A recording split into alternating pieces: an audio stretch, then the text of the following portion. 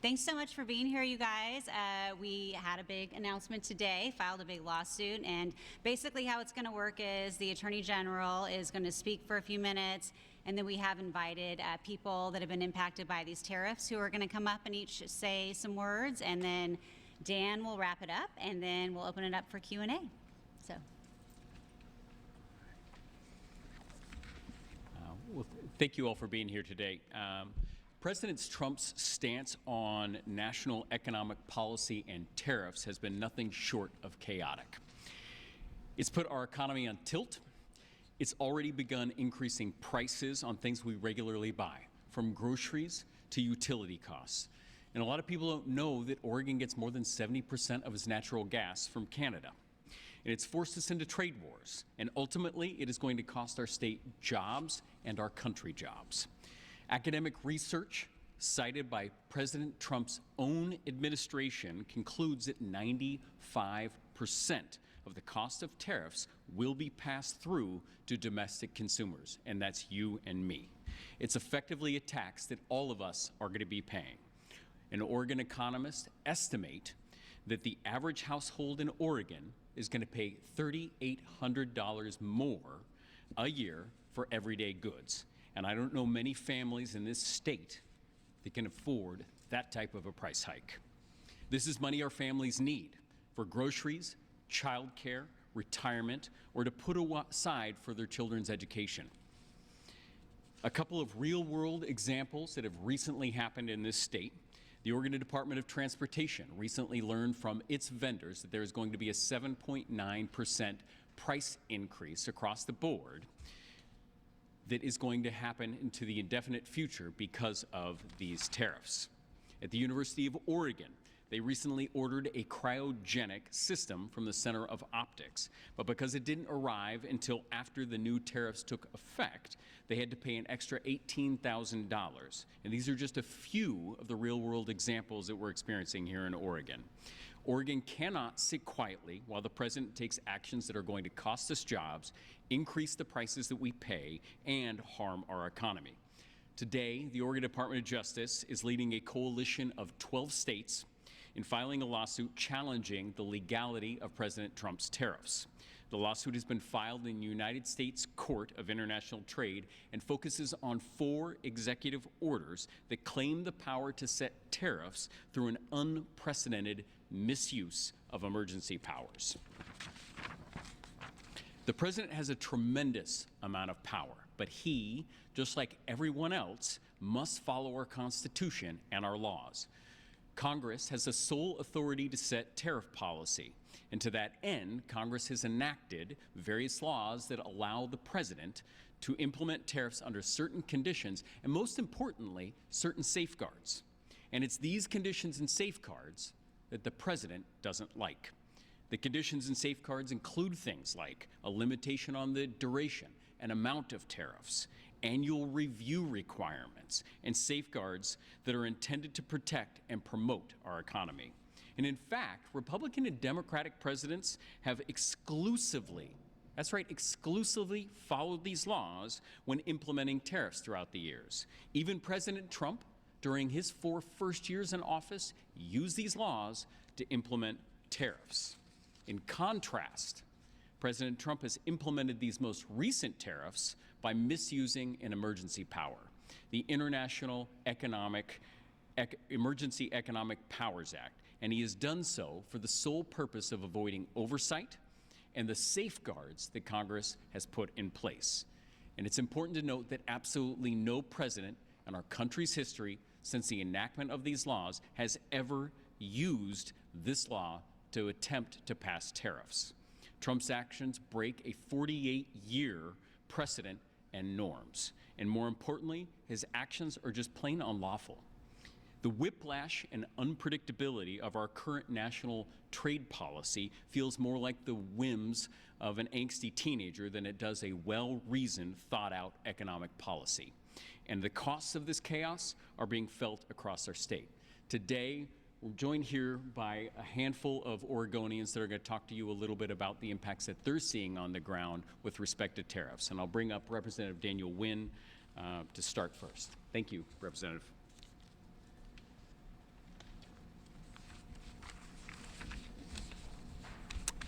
Well, thank you, Attorney General Rayfield. I stand before you today wearing two hats, one as a small business owner and another as Oregon State Representative and Chair of the Economic Development Small Business and Trade Committee. My family's restaurant, Bambuza, gives me a frontline view of how President Trump's tariffs are devastating Oregon businesses. At Bambuza, we directly import our own rice paper, rice noodles, and coffee from Vietnam, and much of our produce comes from Mexico. Trump's tariffs are already hurting. While we've tried to prepare by stockpiling essential items, we simply can't store everything, and these upfront costs are eating up our bottom line. They will cut into our already thin profit margins or be passed on to our customers. I don't like either option. What makes these tariffs particularly damaging isn't just that it's going to increase our costs immediately. It's the unpredictability. One day tariffs are on, and the next day they're off. And then they're back on again at different rates. For a business owner trying to plan inventory, set prices, and manage staff, this creates paralyzing uncertainty. Let me share a lesson from our experience during COVID. When the pandemic hit, my wife and I, as business partners, took a cautious approach to our business. We examined everything about how our business functioned. We looked at every cost and every resource, including our COVID relief loans, thinking about how do we make this last? How do we weather this storm? Meanwhile, we watched as other restaurant owners continued spending as if nothing had changed. When the subsidies ended and when the storm continued, many of them didn't survive. That experience taught me something crucial. In times of uncertainty, businesses hunker down and take fewer risks, not more. We delay expansion, postpone hiring, and focus on the essentials to survive. This survival mentality might save an individual business in a pinch, but it can't be sustained and can be devastating for our broader economy, job creation, and innovation. Now, putting on my legislator hat, I've been shouting from the rooftops that Oregon's economy, more than most states, relies on global trade. Our electronics, metals, timber, wheat, and wine are world-renowned. In the best of times, Oregon businesses compete successfully on the global stage with strong import and export infrastructure. But now, with these erratic tariffs, our businesses are uniquely vulnerable. Do you all remember playing that game, red light, green light, as a kid? If you didn't listen real carefully to the arbitrarily determined changing lights, you could lose the game. And that's what Trump's tariffs are to workers, to businesses, and families. The human cost is equally devastating. In addition to seniors watching their retirement savings evaporate and families paying more for everything they buy, we'll also see farmers struggling to make a living with higher costs and short supply. This means higher costs for food. Higher costs for food means higher costs on the menu. And higher costs on the menus means fewer customers.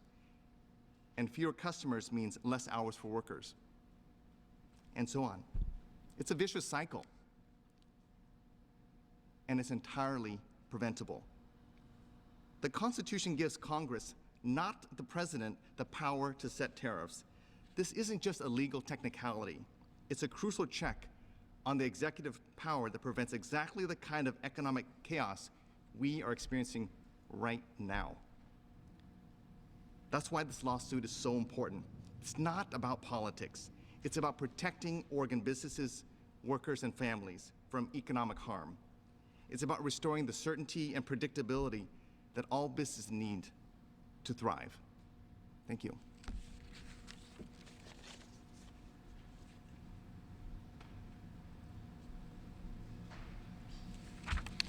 Good afternoon. My name is Pat Hubble, P-A-T-H-U-B-B-E-L-L, owner of Brooklyn Pharmacy.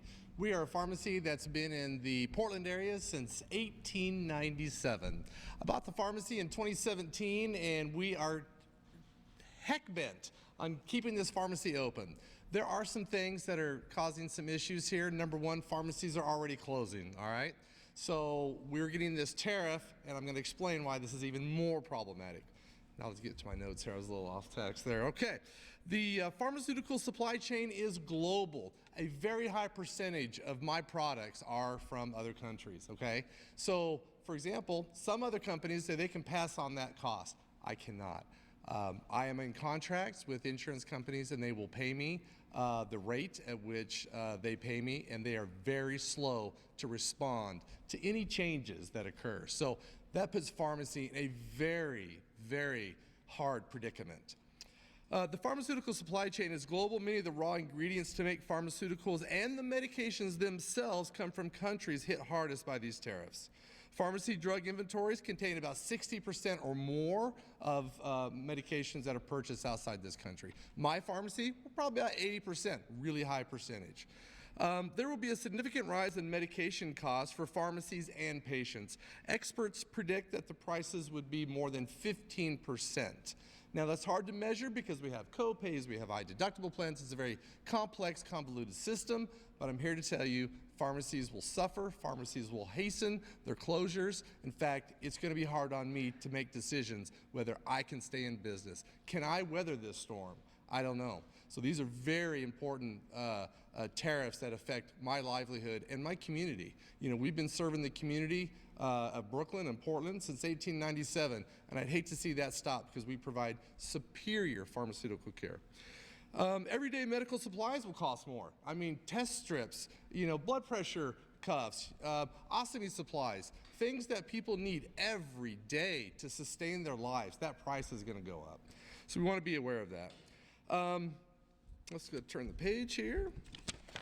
The ripple effects don't stop there. Rising costs are squeezing hospitals, insurance companies, and entire healthcare systems. Hospitals are delaying equipment upgrades, and insurance premiums are likely to climb.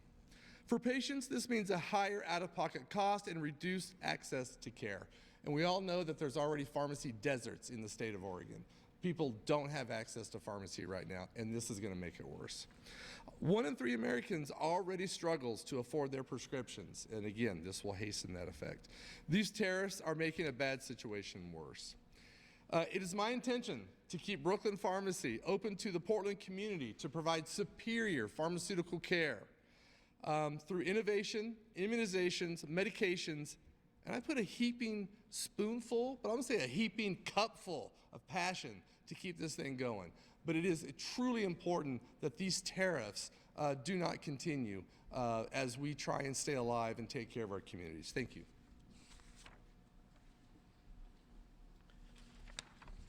Good afternoon, everyone. My name is Graham Traynor, and I'm proud to serve as president of the Oregon AFL-CIO, the statewide federation of labor unions representing over 300,000 working people in every sector of Oregon's economy and in every corner of this great state. I'm here to talk about the reckless tariffs President Trump announced on April 2nd, the harm they're causing to workers, and why Attorney General Dan Rayfield's lawsuit is a critical step in fighting back. Let's start with the labor perspective.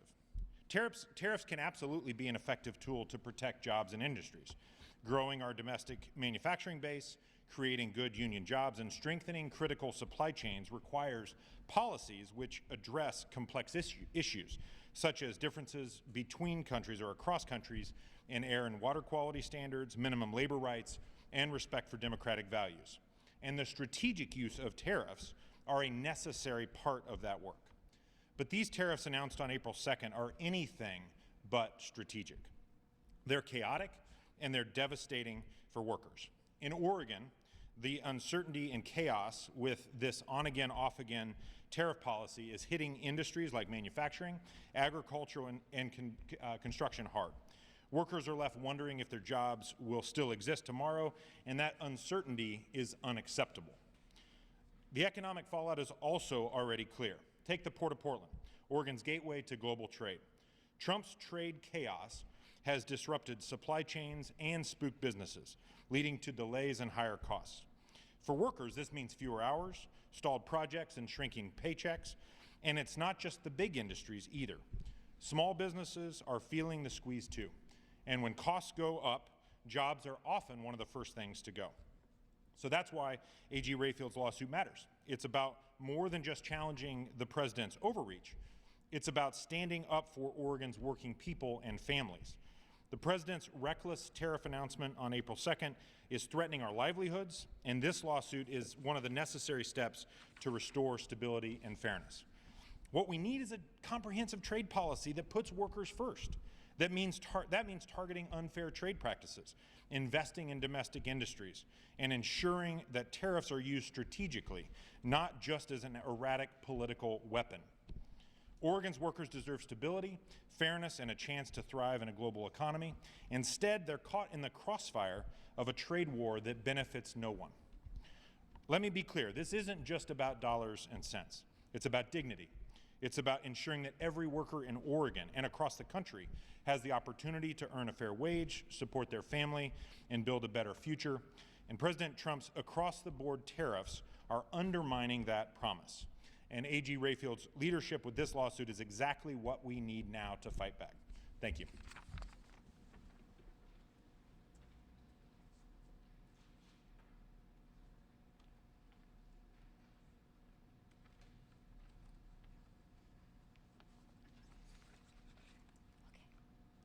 So we are the people. I'm Ann Donica, A-N-N-D-O-N-A-C-A,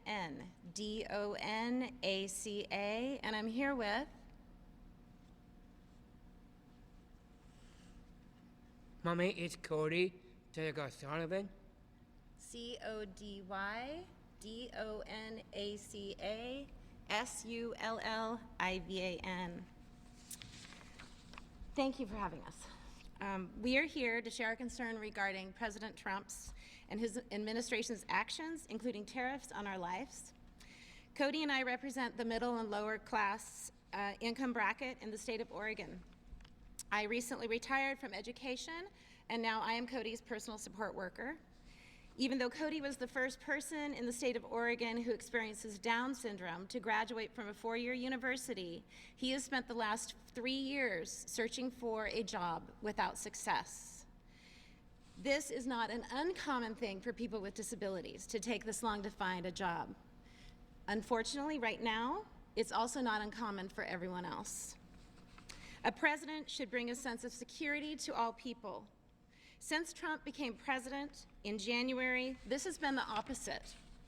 With the slashing of imperative programs and the potential cuts to Social Security, Medicaid, Medicare, the firing of thousands, and now the implementation of tariffs, we the people are scared.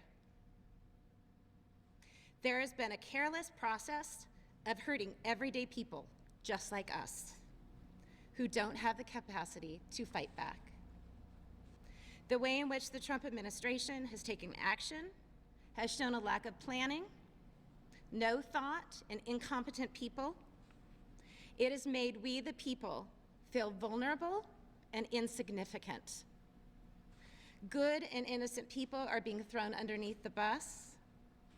The actions have been demeaning. The prices are already high, so how is it that we will be able to afford the tariffs attached? 60% of Americans are already living paycheck to paycheck, and now we're experiencing debt. The life preserver of all people getting rich through cuts and tariffs is not happening for us. We, the people, are sinking. Making tariffs fair would be admirable. Instead, the population is collateral damage for Trump's trade war. We, the people, are paying the price. Cody and I are truly thankful, and we admire Attorney General Day Rayfield's integrity for bringing forth this lawsuit. He's standing up for people like us, and he's fighting back against unconstitutional tariffs. This isn't just about politics, it's about survival. It is about making sure that working families don't get crushed by policies that only make life harder. The United States needs protectors of the middle and lower economic populations, which is the majority of Oregonians. When we allow a president to seize the power of the purse, we, the people, must fight back. Without a strong middle and lower class, we will not have a strong America.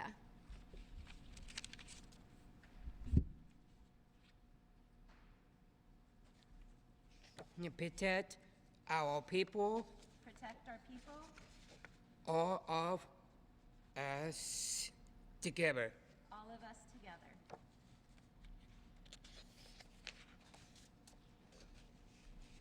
We must fight. We must fight.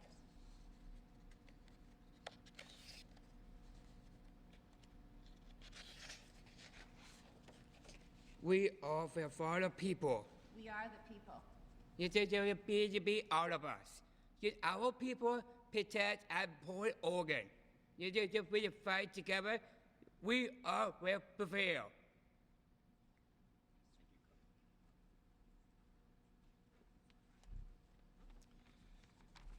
Thank you, Cody. Also, thank you, Attorney General Rayfield, for this opportunity to share a little bit about what we are dealing with as nurseries through the state of Oregon. I'm Todd Nelson, owner of Bountiful Farms, and we grow on about 900 acres with 130 amazing employees. And Oregon is known for growing the most beautiful plant material in the United States. We ship this material all over the nation and also into Canada.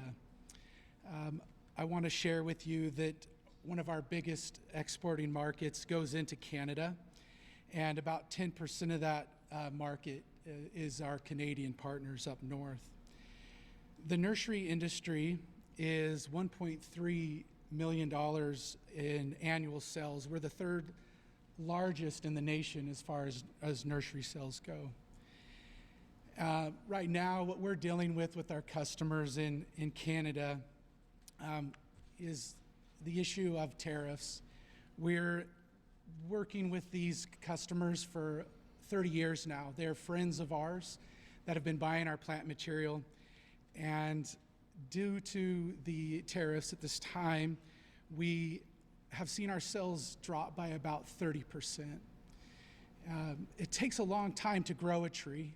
The average time a tree is grown on our nurseries is about 7 years. It also takes a long time to create these wonderful relationships with these customers. And right now, with the uncertainty of the tariffs, our Canadian friends have started to change some of their minds and are no longer wanting to purchase plant material from the United States. We see now where they are marketing their plant material as Canadian grown and no longer coming from the United States. And this has definitely been damaging for us. We grow plants, as I mentioned, for about 7 years, and they are dug and harvested in November. These tariffs have come between now and then, and so this material that we have ready to ship across the border is now sitting and not able to be shipped, so definitely creates some hardship. Tariffs make this difficult for us as far as imports as well. Our fertilizers, our aluminum for greenhouses, cedar, and different products that we use to grow plants. Right now, we don't know exactly where those prices are going to be.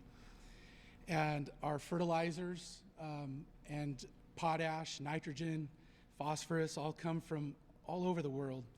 And as we're trying to plan out and create our production costs for this next year, we're not able to do so very well due to the unknown and the uncertainty. One of our largest growers of liners that we bring into the state, which we grow on, is from Israel, not too far from the Gaza Strip. And we rely on them heavily to grow these liners for us. Right now, this next year, we're not looking to order until we know what until those costs are identified. We bring in robots that help us minimize the monotonous labor that happens in nurseries sometimes. And a lot of those products are built in the Netherlands or in Germany. We have a robot that's on the water coming over now to help us plant.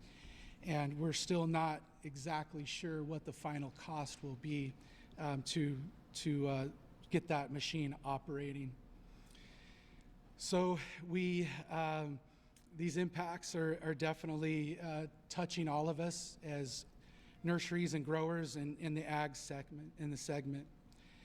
And at Bountiful Farms, we don't just grow plants, we grow connections and opportunities and definitely a better future. We hope that we will see some significant changes with these policies that are quite unstable. And the unpredictability right now, we hope that it will come to an end. We grow the best plants in the world, and we love shipping them all over the world and hope for a calmer waters. Thank you, Attorney Rayfield. Well, thank you all again for being here today. This just isn't about a lawsuit. It's about standing up for the people of Oregon. These tariffs are unlawful. They're chaotic and harmful to the hardworking families and businesses that make our state thrive. And they are not just numbers on a page. They are real costs in all of our wallets, your workplace, and all of our future. Today's filing in the U.S. Court of International Trade is just the beginning of what will likely be a long legal process. But we're committed to seeing it through, and our goal is clear: to protect Oregonians from this unlawful overreach and restore stability to our economy. I want to thank everyone who has shared their stories today. In this time of uncertainty, when people are being attacked for using their voice, it takes a tremendous amount of courage to be up here today. There are a lot of people that we talk to who are unwilling to stand on this stage, and so I can't thank you enough for doing this work and being here in this fight together. The other thing I want to point out is that I don't stand up on this stage, and we don't do the amazing work for the people of Oregon without the amazing team of lawyers that we have at the Department of Justice who drove this home over the last month. And so I'm incredibly proud of the team that I'm able to be a part of, to be here today protecting Oregonians. Your voices are powerful, and they remind us why this fight matters. Together, we're sending a clear message across the state and across this country that Oregon will not back down. We'll keep fighting for fairness, for stability, and the people who make the state great. And we're happy to take questions if folks have them for a little bit. Please.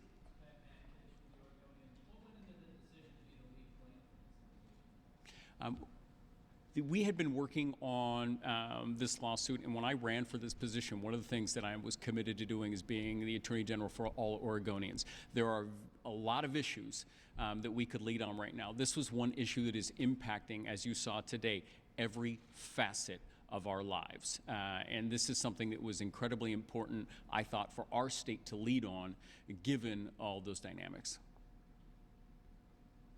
Please.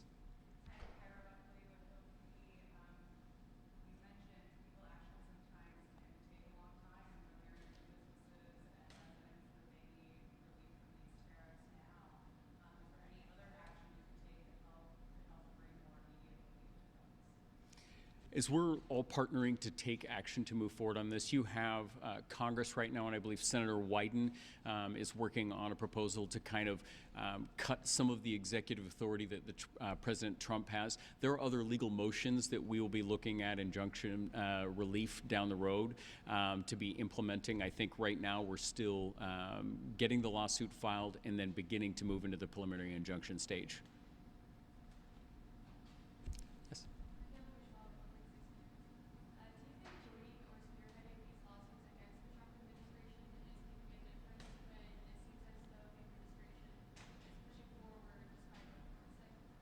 I firmly believe that all of us as a state or as a country are stronger when we stand up to bullies or when we stand up to people that are violating our Constitution and our rule of law.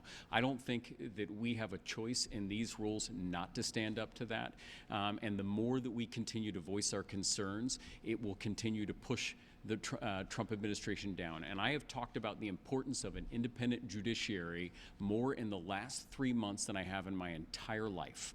And I am incredibly proud of the fact that we have Democratic and Republican judges in courts across this country that are standing up to the Trump administration, and they do not like it. And that is why these lawsuits are so darn important, to put sideboards, just like you do with your kids at home. Right? There's certain things you just can't do. And one of the things you can't do is violate our Constitution and violate our rules of law. Yes.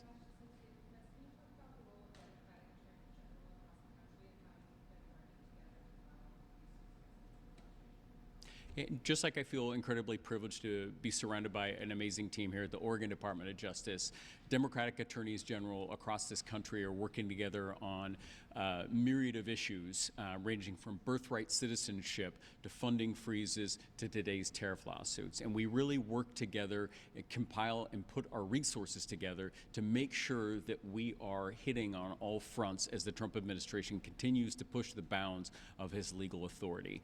And so that is an incredibly important resource that we have, and also a brain trust that we have with Democratic attorneys general and the staffs in their office across this country that are making a difference. Oh, please. You can tell me if this is out of your wheelhouse or too far afield, but at a roundtable with Senator Ron Wyden on Monday, he had sort of said point blank, this is all about China, regardless of how many countries he spins off of these tariffs. And the argument being made that this is, sort of unusual, extraordinary threat is federal. And he did make the offhand comment that despite these tariffs, we're not seeing conversations move forward with the Chinese about any sort of international collaborative to stop the arrival of fentanyl in the United States. More broadly, when it comes to defending that executive order and that tariff, how are you prepared to respond to that? The idea that the threat would be this sort of larger issue with fentanyl coming into the United States. So there are, under Title 19 of the United States Code, appropriate ways to set tariffs. And again, for more than 48 years, that's what Democratic and Republican tariffs have done. They do it responsibly because tariffs are an important tool, right? And we're thinking about managing imbalances of trade, or when we're thinking about protecting critical industries, or we're thinking about making sure that there are anti-dumping statutes or manipulations of our markets. But there's standard rules that Congress intended the president to use to implement tariffs. This is a purposeful way to get around those tariffs, to misuse the emergency power to apply tariffs. That's what this is focused on. And that's why you see odd tariffs. And I mentioned the University of Oregon being impacted by the cryogenic purchase that they made. That was made from Switzerland. You heard today, Netherlands, Vietnam. We're talking about countries that have absolutely nothing to do, and I couldn't, with a potential dispute with China and under some of those arguments, and I can't speak to them.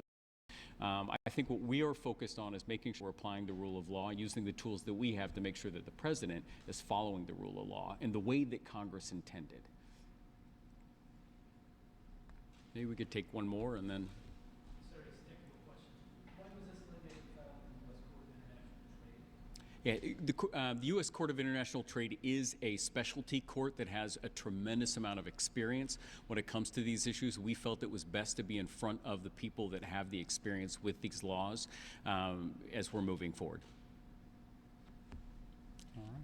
Well, thank you all very much for being here today. And again, thank you to everybody who's up here today, standing with us, and thank you to the folks at DOJ who make these things work. So take care.